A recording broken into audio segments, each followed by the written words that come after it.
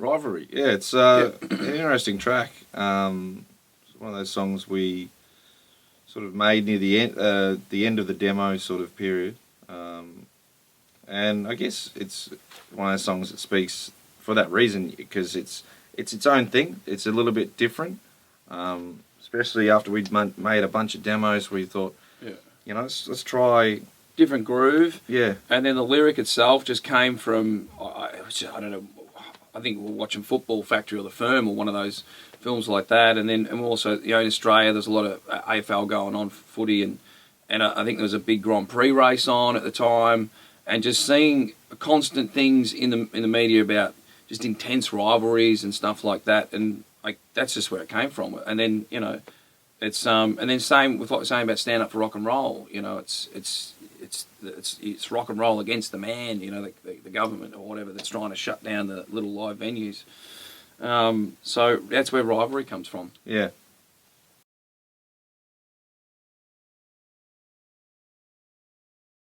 We'd been told so many times, like when we ever do a TV thing or whatever, they always go, as soon as you get in the TV studio, you get your amps all, and they go, whoa, as soon as you play the first chord, like, oh, hey, whoa, everybody, we need to turn this down. It's like, well, how are we going to play?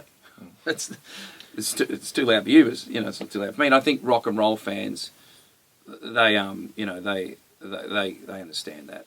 But the main thing for Never Too Loud for me was getting back to the live venues, because we were like, you know what, just because it's too loud for someone that moved into an apartment that was their second after a venue's been there for 40 years, it's like the little guy going, it's never too loud for me, you know. One of the other things, though, too, one of the booming businesses in Australia is rehearsal studios, which is great because they're all full. But the only reason why they're full is because I remember back 10 years ago, or well, longer than that, when we wouldn't rehearse in a rehearsal place, we would rehearse in the garage. Or the lounge room. And you'd say, the neighbours would complain, you'd say, fuck the neighbours, you know. Yeah. Well, I'm going to play. It's never too loud. We're going to play at our volume, we're going to learn our craft, you know. Second you get a guy over with a power drill, apparently I don't have a right to complain, but you'll complain if you hear a drum kit, you know. Yeah. And that's the thing, there's sort of that attack on musicians. They're playing rock and roll, they're playing drums, we're going to call the police. So what are the councils doing roadworks? They're building a house. You know. It's fine. We'll deal with the. No, it's the same thing. Yeah. Those kids are learning a craft. They're potentially probably going to make 10 times as much money if they get it right. As you know, the guy's out there with a jackhammer. You know, he's got a rhythm going. It's musical. It's musical. It's like, you know, what makes us any different? You know, Ryan hits like a fucking jackhammer. So, so it's one of those things. It's like it's never too loud for me. It's like, you know. We find lately that the volumes are getting slightly attacked, and we don't like that. No. So that's why we got all our amps.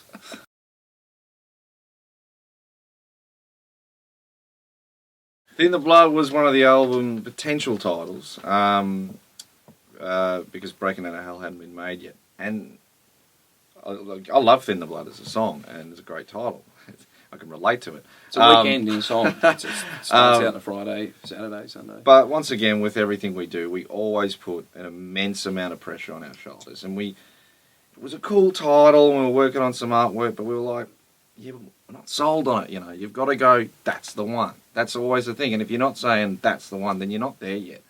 And you can't just sort of slack off and go, I'm sure it'll work. Or no, if it's not it, it's not it. So then we made Breaking Out of Hell, but Thin the Blood, the track. It's what the records are meant to do for you. It's the way it starts out. You know, in the intro, it's like you want to have a drink and you need it now, and you know, so you get into it, and then you know through the first verse, you know it's 5 o'clock and ready to rock, cold beer, going to hit the spot. You know, you've finished work for the week, kind of thing, and you're having a drink, and then second verse.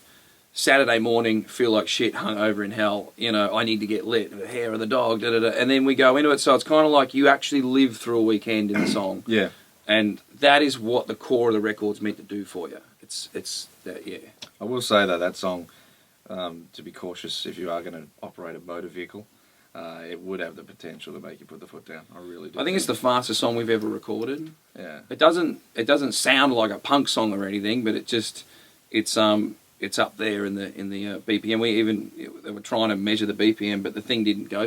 It ended at 250 or something, and we were above that. So yeah.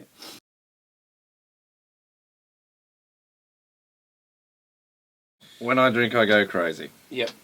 It's well, that pretty much sums up, I don't know, pretty much every weekend. And well, making this record, week. you know, we get a lot of experience from being on tour and just the stuff we see, experience, and then back home when you're actually making the record.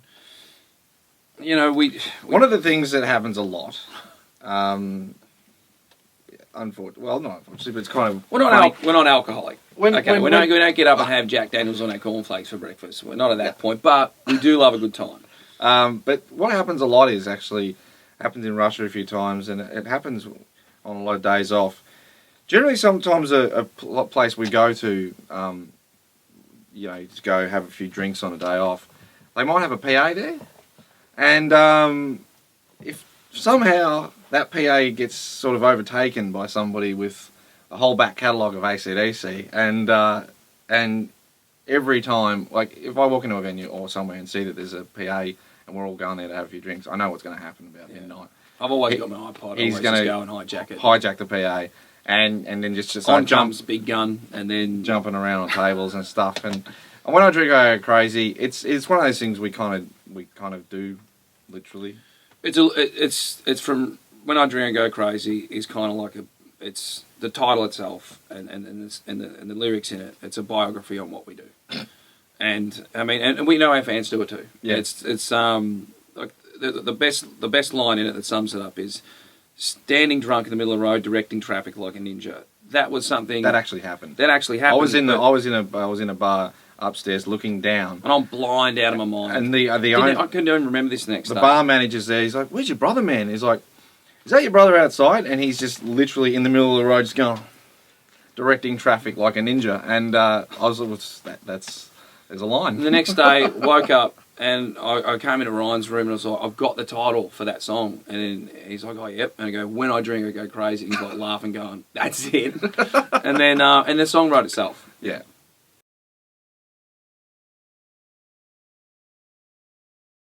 Do Me Like You Do Yourself. Yep. Yeah. I was late to the dance, but not the party. Oh. There's lots of lines in this song. It's kind of like we took all our little double entendre things and just put them in one. Yeah. Yeah. The gates of heaven were open wide. Oh, would it be a sin if I came inside? No, just stuff like that. You know, it's great. Your hands are moving with a mind of their own. Oh, yeah, you're having the best sex, but you're all alone. Do me like you do yourself. Yeah. Come on, do me.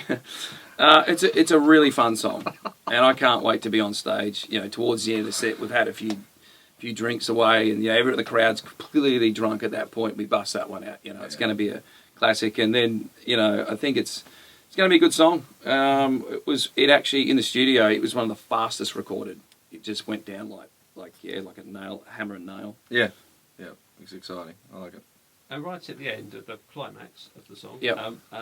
It was quite a funny line at the end. Yeah, it says, so the whole song is, do me like you do yourself, come on, do me like you do yourself. And then at the end, it says, come on, do me, do me, before I do myself. That's just a classic end to a song like that. And with Airborne, it's all or nothing. You either go all the way or no way. So that song, even Bob said, look, guys, you can have this one all the way. I'm not going to say a word because every band gets a gimme. So this is your gimme. So, do it all the way. Yep.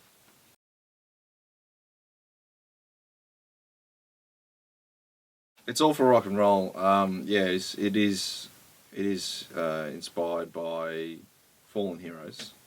Especially what would come to mind would be Lemmy. Would be Lemmy when we were making the record. That Lemmy passed away, and he really helped us a lot. He means a lot to us. So he was in our first video, Run Wild, and then we'd always see him. We'd tour with them a lot. We'd always also cross paths in festivals, and that's why lately when we've been touring, it's felt a bit weird because like Grandad wasn't there. Like Motorhead's always on the bill. You'd always used to be getting off stage, and then an hour or so later you'd hear we play rock and roll, and then the bass, and then they would just kick in. You're used to hearing Motorhead and going to watch Motorhead, and And Motorhead not being there is just, it's kind of, there's a real huge hole in rock and roll, and that's what really inspired this, was because he lived his whole life for rock and roll. The guy was right up until the end. You know, he's playing 2 weeks before he passed away.